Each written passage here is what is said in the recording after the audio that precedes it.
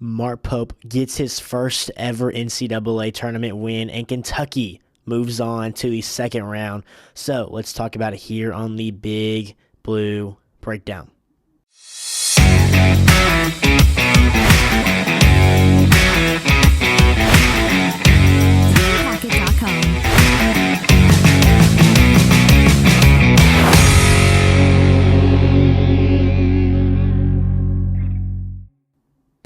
Welcome in, everybody, to the Big Blue Breakdown, episode number 28 here on the podcast. Thank you guys so much for tuning in. If you guys are on Spotify, make sure to follow there, leave a comment.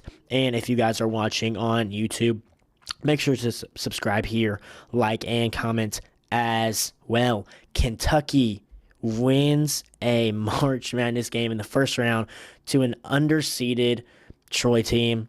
Finally get the monkey off of our backs with how the last couple of years have went, except for that 2022 year where we won against Providence in the first round. But obviously last year against Oakland, Kentucky lost.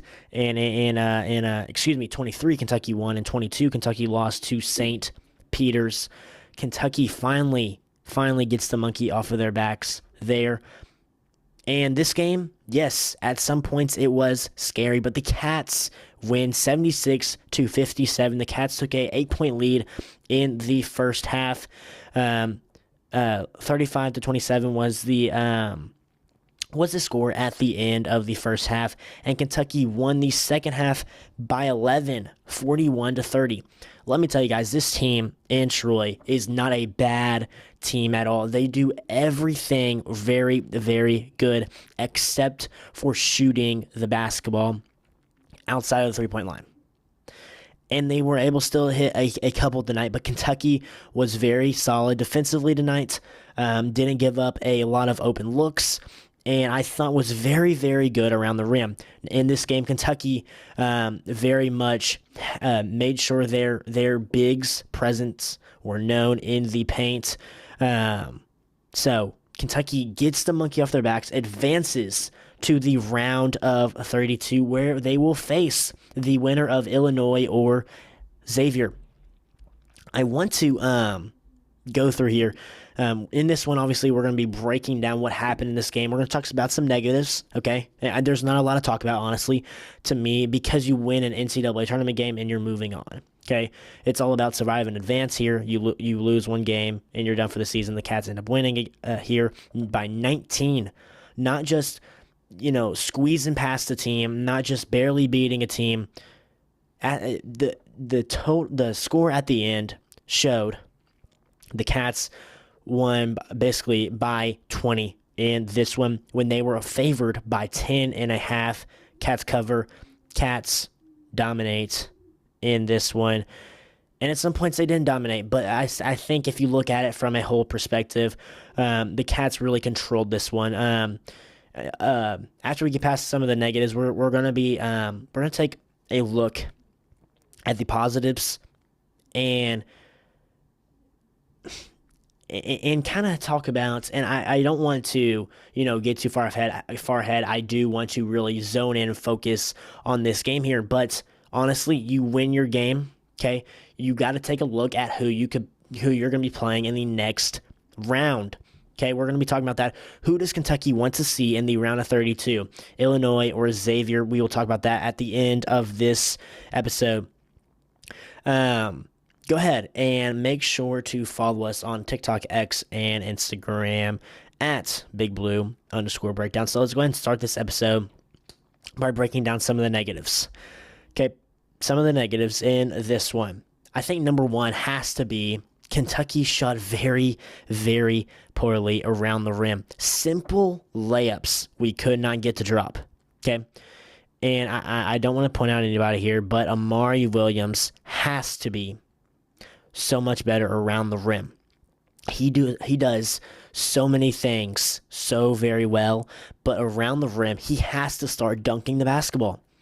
When he had that, moving up the floor like a point guard and then dunking on somebody for an and-one, he has to dunk it like that, I think, every time. He was the biggest player on the floor, standing at 7 foot. The biggest guy on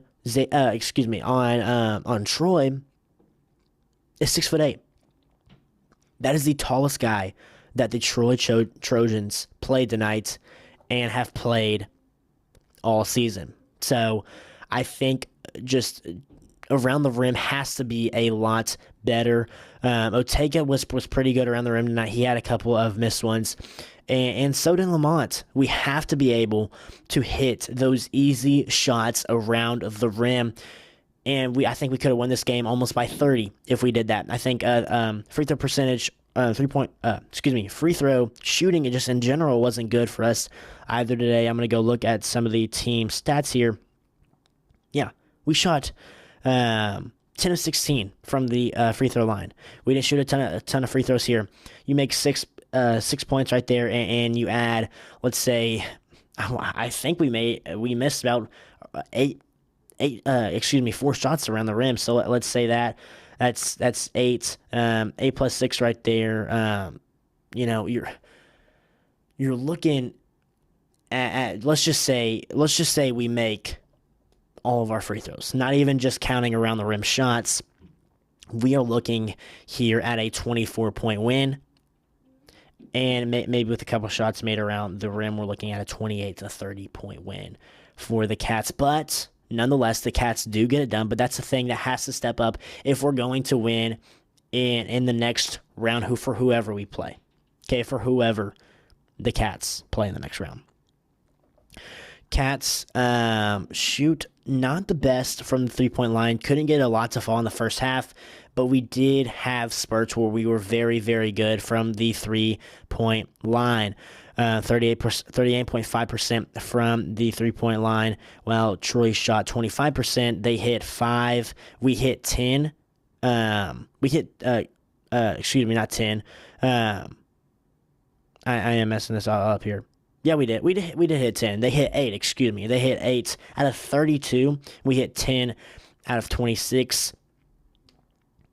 I think we have to hit some of those earlier in the game, especially wide open ones like Kobe Brea had, Ansley Almanor had in the next round at least, because that is going to be a bigger moment where we can get in a deficit, and having those threes early made will be big for us. But we were able to overcome that in this one. And the last thing that I wasn't too happy about was the turnovers. It seemed we were very, very sloppy in the first half, and at some points, even when Troy made a run in the second half, what was caused by that? They do have a really good defense. I do want to say that. They do have a very, very good defense. But turning the ball over, I believe we had 11 turnovers in this one. I think so. Let me see here. 10. They had 11. We were able to turn them over because they don't hold on to the ball very well. But 10 turnovers to 11. We still need to cut down on that moving forward in the NCAA tournament. Now, let's go look at some positives in this one. Otega Owe goes off for 20 in this one, leading the team. He went 8 of 13 from the field. I believe he had 1 3 made in this one. Let's see here. Believe 1 3 made from Otega in this one. He went 3 of 4 from the free throw line. He had 2 steals in this one, 6 assists and 8 rebounds. So a lot of production from him. He's able to get to the rim, and that is his strong suit. Did very, very good at that tonight. Now, Lamont Butler had 0 points. It is good that his shoulder is still good right now, but defensively, he is so good for us with the way that he battles. He has the experience, and he doesn't necessarily need to score a lot for us because we have all those other guys to do it. His playmaking and his defense, and those two combined, I think that's what he really needs to affect in games. But I think at some point his scoring will need to come into play. But tonight he didn't score at all, and we were okay. He had 2 rebounds, 3 assists, 1 block in this one today. Kobe Brea, 13 points. I thought he was a very, very good passer in this game. He went 3 of 6 from the three-point line, as as he usually does. But he had 4 assists, 2 rebounds in this one, 1 block. Amari Williams only had 5 points. Now he should have had maybe 15 in this one if he had made a lot more around the rim like he always does, but he needs to go up and try to dunk the ball. But other than his 5 points, he had 13 rebounds, one of them being an offensive rebound, 1 block from him, and 4 assists. Now, Andrew Carr also played very, very well in this one. Glad to see him getting going again. He had a very hot stretch near the end of the season. 13 points from him, 3 blocks, 3 assists. I thought he played very, very good on the defensive end, keeping his body vertical on a lot of his rim protections with 2 rebounds there as well. Now, looking at the bench, Brandon Garrison and Colin Chandler are the guys to point out here. They were the only 2 guys to score off of the bench. Colin Chandler, man, loads of confidence coming, 3 guys to score at the bench, Trent Noah, but loads of confidence coming from Colin Chandler in this one to come off the bench and bury a deep 3 for the Cats, which was much needed at the time. 9 points for him. 2 of 4 from three-point land, and 3 of 3 from the free throw line. 1 assist, 1 steal for him, and 13 points from Brandon Garrison. You will take that all day, especially when a guy like Amari is struggling around the rim to get balls to fall into the hoop. Big for him to step up in this one and kind of replace that scoring that was missing from Amari today. He also had 2 assists, 2 steals, and 6 rebounds, and Trent Noah hit a big 3 that kind of led us into a run. I thought that was a very, very big 3 right there. I think a big reason why this one was kind of a lower scoring affair in this one is because they slowed it down. They slowed it down against the Cats, and what I mean is once they try to run their sets and get to the basket, while we like to go fast, obviously, and I think with that we weren't able to get a lot of possessions that we like to get, but we were very, very efficient on the end of the floor. What did we shoot today? We shot a very good percentage from the field today, I believe. Yeah, almost 50% from the field, as they shot 34%. We didn't have one single offensive rebound in the first half of the game. That shows how effective we were. And I think when we match up against other teams, this team likes to go very slow. According to KenPom, they rank, let's see here. In KenPom, they rank 200. No. Trying to find this number here. Excuse me. Troy in adjusted tempo is 233rd. So they like to slow it down. They like to keep it slow throughout the game. I very much thought they did that, but we were so efficient on the offensive end while they were so deficient on their offensive end that we were able to very much take control of that one. I'm very, very happy for our team. Very, very proud of our team. I'm very proud that other guys stepped up when things were going right. When they made runs, yes, it was sloppy at times. When they made runs, it was scary, but what was the biggest thing? We stepped up and we answered their runs. I'm so very happy for our guys that were able to do that. We get the win. We get the monkey off our back of losing in the first round to teams that are not better than us. I think you can see that we kind of overpowered them in the way that our length and our strength, excuse me, and I think our just athleticism really overwhelmed them in this game. But I don't think that will be a really major factor moving forward. But very, very great game from the Cats, winning by 19, kind of in a sloppy one, but we were able to take control and really not playing our best basketball and still winning by 19. That's how much I am pleased, because we didn't play our best ball. Still won by nearly 20. Again, so very happy for this team. I think I had to go MVP here is obviously going to be Otega Owe, but I could definitely throw Colin Chandler in, though, even though he only had 9 points. He had a big spark coming off the bench today. I like to see him get more minutes, him and Trent Noah moving forward. in this tournament. I very much like the spot that we're in. I think the next game is very winnable for whoever Kentucky plays. I think it's very, very winnable. And I can see us playing a Sweet 16 game against Tennessee, who we've already beaten twice. Very manageable. Very manageable road ahead of us. I think that the Cats can do it. We just got to get rolling like we were at various moments in this game. So, moving on to our last portion of this episode. Who does Kentucky want to see in the second round? Now, this is obviously not a preview because I don't know a team yet. But as I look up at my TV here, Kentucky would be either facing a number 6, Illinois, or 11th. Xavier. Illinois is up by 4 right now, 26-22 with 7:52 to go in the first half. Taking a look at KenPom here. Obviously, in my bracket, I picked Illinois to beat Texas, who obviously didn't end up winning. I think a better matchup for the Cats, not just because they're a lower seed, but because of a lot of other reasons. Xavier. Let me tell you why here. On KenPom.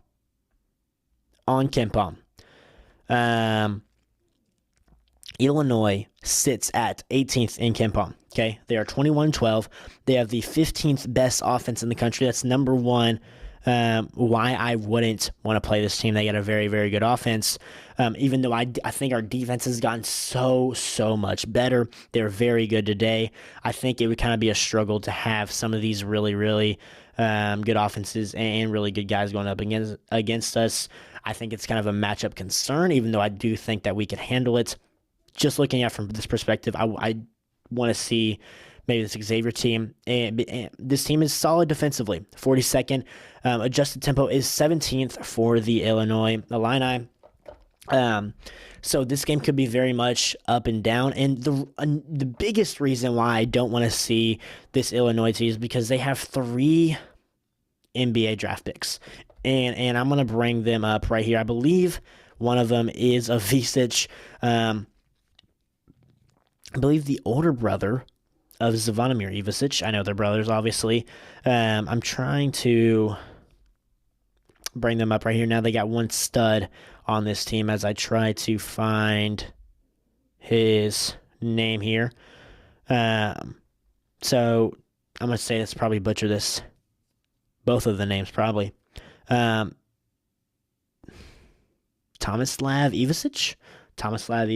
Ivicic.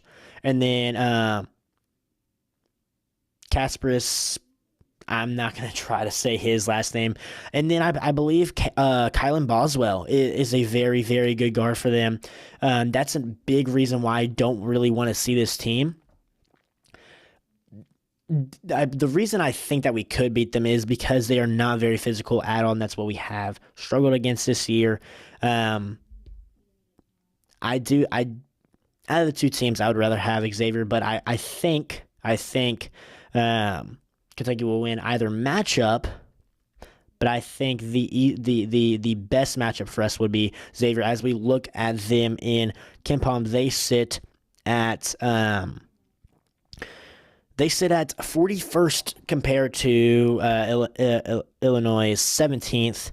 So 41st to Illinois 17th. 40 is the offensive rating for the Musketeers. I think that is kind of a solid spot for Kentucky to be defensively going up against them. Not an amazing offensive team, not a terrible offensive team at all either, but 45th defensive rating for them as well. And I think that the Cats could very much take control in that one. They're solid on both ends of the floor, but I believe just all around their roster, they don't have the guys like Kentucky does. They're not as deep. And I could see them definitely pulling off a win against Illinois because I think Kentucky's better than Illinois, but I could see them struggling against the Cats. And I like this matchup a lot more for the Cats. They have the 76 adjusted tempo according to KenPom. So they like to go not too slow, but a little bit slower than than Illinois. And we've kind of also seen when teams like to go faster, sometimes Kentucky does struggle. But I think overall, looking at the numbers, looking at Looking at the players for each team, I would much rather like to face Xavier, even though I do think that Kentucky could beat Illinois. And Kentucky has struggled with draft picks this year. I know Cooper Flagg had that game losing 2 turnovers where Kentucky played very, very good defense, but he did give us a very, very tough game. And guys like Troy Johnson, guys like I'm trying to think the Oklahoma player they're playing right now. Why am I blanking on his name? Jeremiah Fears struggled against those guys. I would like to see us play Xavier in the second round just because of numbers. Looking at the guys, and Illinois has a lot of fans there. It's only a couple hour drive for them, so not as a hostile environment as it would be if Illinois wins. So I think Xavier would be the team to play for the Cats to move on to the Sweet 16. So I think that's who people should be cheering for, even if it busts up my bracket a little bit, as Xavier cuts it to 1 point, 28-27 with 6:40 to go in the first half. So go cheer them on. Thank you guys so much for tuning in to episode 28 here as the Cats win their first round game against the Troy Trojans, playing Sunday, I think later in the day. Man, what a nice win. Even though we didn't play our best ball, I think the Cats still have a run in front of them. I think their best ball is yet to be played in the tournament. And I think the matchups are very, very, I want to say easy, but doable. They're very doable, especially compared to the SEC slate that we went through and compared to other 3 seeds. So I like the path right now for the Cats. But I will see you guys tomorrow for a preview of whoever wins this one. Again, hoping next Xavier, but whoever it is, we'll be previewing them. Thank you guys so much again for tuning in here. And as always, go Cats.